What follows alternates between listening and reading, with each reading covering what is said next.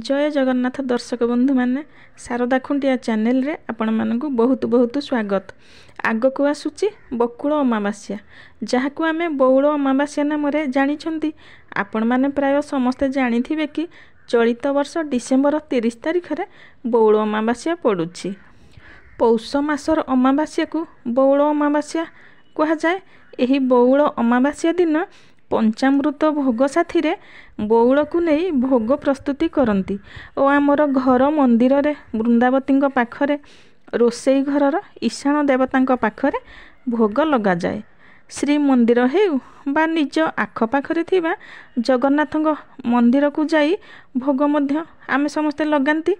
श्री मंदिर रे श्री जगन्नाथ पाखरे मध्य गईंठा पिठा भोग लगाइबार स्वतंत्र परंपरा अछि।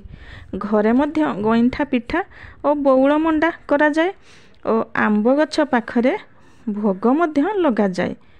प्रकृति माँ और वृक्षरु आमे सब प्रकार खाद्य पाई थाउ। जीवन जीवा पाई मध्य गछ हेउची आमर मुख्य।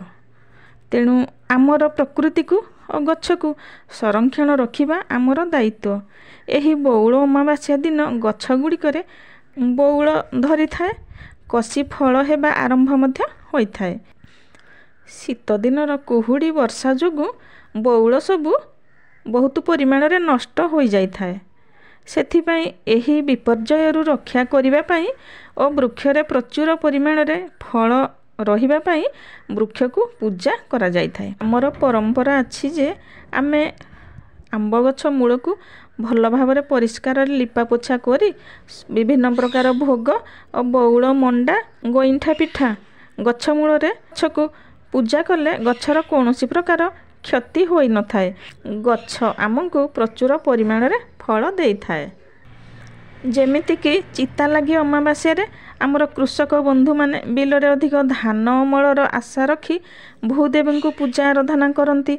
तो सेहीपरि एही बौल अमावास्या रे नुआ बौल और नुआ फल कसी आसीथिबा वृक्ष मानकु पूजा करा जिबार लोकमतरे प्रमाण अछि।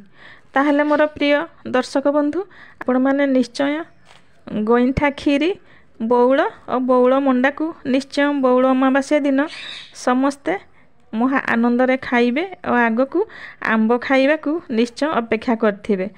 तेबे मोर एही बौल अमावास्यार किछि महत्वपूर्ण कथा गुडी को आपण मान तो जानिले। अमावास्यार किछि नीति नियम कथा जानी आपनको किपरि लागिला आपण मतामत कमेंट द्वारा जणाइबे। लाइक शेयर और सब्सक्राइब करिया पई भूलिबे नाही। पुणी मु आसीबी किछि नुआ आध्यात्मिक वस्तु को नहीं। ताले आजि पई रहुची। जय जगन्नाथ।